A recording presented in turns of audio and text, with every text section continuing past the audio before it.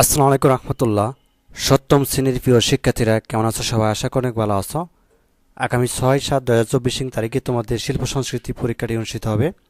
সপ্তম শ্রেণীর ষান্মাসিক মূল্যায়ন 2024, বিষয় শিল্প সংস্কৃতি, অ্যাসাইনমেন্ট নাম্বার 1। ঠিক আছে, তো এরপরে তোমাদেরকে আরও একটি অ্যাসাইনমেন্ট দেওয়া হবে।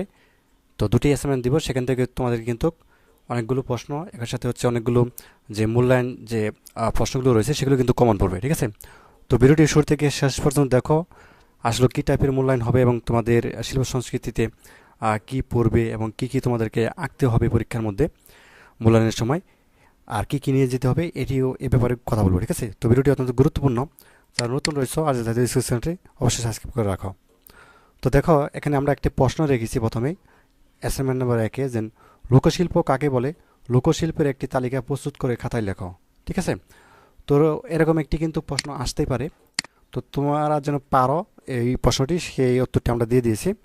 উত্তরটি হচ্ছে এরকম, যে গোষ্ঠীবদ্ধ মানুষ যারা উন্নত সমাজের কাঠামোর মধ্যে বিরাজমান করে কিন্তু ভৌগোলিক অথবা সাংস্কৃতিক কারণে শিল্পের উন্নত ধারা থেকে বিচ্ছিন্ন হয়ে পড়ে, তাদের নির্মিত এই শিল্পকে লোকশিল্প রূপে বিবেচনা করা হয়। তো লোকশিল্প কোনো সমাজের মৌলিক সংস্কৃতিকে তুলে ধরে। ঠিক আছে, তো তারপর আমাদেরকে বলা হয়েছে যে লোকশিল্পের একটি তালিকা প্রস্তুত করতে বলা হয়েছে। তো তোমার দেখা, যদি বলে যে তোমার দেখা লোকশিল্পের একটি তালিকা প্রস্তুত করো, তাহলে এই আনসারটি এরকমই দিবা। সেটি হচ্ছে যে লোকশিল্পের একটি তালিকা প্রস্তুত করা হলো: 1. শীতল পাটি, 2. নকশিকাঁথা, 3. রঙিন শিখা, 4. চাঁদোয়া, 5. রিক্সার পেন্টিং, 6. কাঁসা গ্লাসের নকশা, 7. পিঠার মধ্যে নানা রকম নকশা, 8. গায়ে হলুদের গান গাওয়া গাওয়া গান, 9.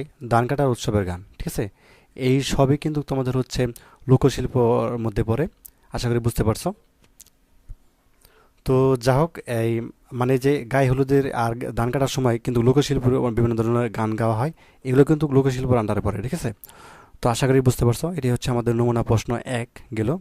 তো এরপরে তোমাদেরকে যেটি করতে হবে সেটি হচ্ছে যে এখানে একটা প্রশ্ন দেখো, যে প্রশ্ন কাগজ কেটে বিভিন্ন জালার তৈরি করো। ঠিক আছে, তো গত বছর যারা ষান্মাসিক মূল্যায়ন দিয়েছিল সপ্তম শ্রেণীতে, তাদেরও কিন্তু জালর তৈরি করতে বলা হয়েছিল। তারা কিন্তু বিভিন্ন ধরনের জালর তৈরি করেছিল। ঠিক আছে, তো এই কাজটি কিন্তু তোমাদেরকে অবশ্যই শিখতে হবে। এটা দলগতভাবে থাকে, অনেক সময় এককভাবেও থাকতে পারে। ঠিক আছে, তো কাজেই তোমরা হচ্ছে কাগজ কেটে বিভিন্ন ধরনের জালর তৈরি করা আজকে শিখে ফেলো। যেহেতু আগামী কালো সময় আছে, তো এই কাজটা শিখে ফেলো। এখানে তোমাদের হচ্ছে কাজটা কিন্তু করতে হবে। ঠিক আছে, দলগতভাবেও করতে হতে পারে অথবা এককভাবেও করতে হতে পারে। তো প্রশ্ন কাগজ কেটে বিভিন্ন জালর তৈরি। তো কিভাবে জালর তৈরি করবে তোমরা হচ্ছে অনেকে জানো যে জালর কিভাবে তৈরি করতে হয়, যারা হচ্ছে তৈরি করো। তো ইতিমধ্যে যারা তৈরি করেছো তারা তো জানোই।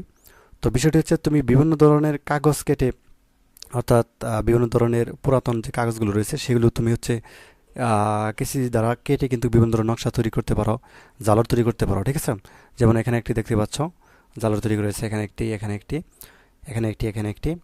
তো তোমার যেটা ভালো লাগে সেটা কিন্তু তৈরি করতে পারো। খুব সুন্দরভাবে শিখবা, যাতে করে যে জালরটি তুমি তৈরি করো খুব সুন্দর জানি হয়। ঠিক আছে, তো এই বিষয়টি মাথায় রাখবা। এবং এখানেও একটি জালর দেখতে পাচ্ছ। তো তোমার যেটা ভালো লাগে সেটাই হচ্ছে তৈরি করবা। তো এরকমভাবে যে তৈরি করতে হবে এরকম না, তো তুমি হচ্ছে গুগল থেকে নিয়ে অনেকগুলো তৈরি করতে পারো, অথবা তোমার নিজের মনের মতো করেও কিন্তু তৈরি করতে পারো। ঠিক আছে, তো যা হোক, এই কাজটি হচ্ছে তোমরা করবে। এবং তারপরে আরেকটি আমরা প্রশ্ন রেখেছি, সেটি হচ্ছে যে প্রশ্ন শিল্পাচার্য জয়নুল আবেদিনের দুটি দুর্ভিক্ষের ছবি আঁকো। ঠিক আছে, তো শিল্পচর্চা জয়নুল আবেদিন কে, এভাবে একটু জেনে যাওয়া, বইয়ের মধ্যে তোমাদের দেওয়া আছে। ঠিক আছে, অর্থাৎ বই কিন্তু শিল্প চর্চা জয়নুল আবেদিন ব্যাপারে কিছু বলা আছে, যে বিখ্যাত শিল্প চর্চা যিনি ছবি আঁকার অন্যতম মাধ্যম। ঠিক আছে, তো শিল্প চর্চা জয়নুল আবেদিন সম্পর্কে একটু জানবা। আর হচ্ছে তার ব্যাপারে হচ্ছে দুর্ভিক্ষের, বিশেষ করে দুটি ছবি এঁকেছেন দুর্ভিক্ষের সময়, খুবই কিন্তু জনপ্রিয় দুটি ছবি। তো এখানে দেখতে পাচ্ছ একটা শিল্পচর্চা জয়নুল আবেদিনের দুটি দুর্ভিক্ষের ছবি। তো একটা দুর্ভিক্ষের ছবি হচ্ছে যে এটা, ঠিক আছে, দেখতে পাচ্ছ, এটা হচ্ছে দুর্ভিক্ষ 1943 সালের কালিউতলি। ঠিক আছে, আর এটিও কিন্তু দুর্ভিক্ষ 1943 সালে কালিউতলি। তো যাক, এই দুটি দুর্ভিক্ষের ছবি কিন্তু তোমাদের বইয়ের মধ্যে আছে, তৈরি করতে পারো। অথবা চাইলে তোমরা হচ্ছে গুগল থেকে নিয়েও অন্য দুর্ভিক্ষের ছবি কিন্তু তৈরি করতে পারো। ঠিক আছে, তো তিনি আরও কিন্তু দুর্ভিক্ষের ছবি তৈরি করেছেন। তো তোমাদের বইয়ের মধ্যে যেহেতু আছে, তোমরা হচ্ছে এটা কিন্তু এভাবে কিন্তু যেভাবে হোক তৈরি করবা। ঠিক আছে, অর্থাৎ শিখবা আর কি, যদি তৈরি করতে বলে এইভাবে শিখবা, পেন্সিল দিয়ে অবশ্যই করবা।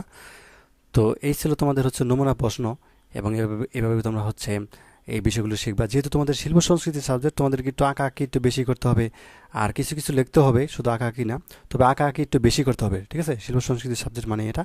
আর অবশ্যই একটা গান শিখবা, ঠিক আছে? আর হচ্ছে অবশ্যই একটা কবিতা শিখবা, এই বিষয়গুলো শিখবা। তো যাই হোক, এরপরে অ্যাসাইনমেন্ট 2 আমরা আরও বিস্তারিতভাবে বলবো এবং অন্য প্রশ্নগুলো নিয়ে আলোচনা করব। তো ধন্যবাদ সবাইকে ভিডিওটি দেখার জন্য। আল্লাহ হাফেজ।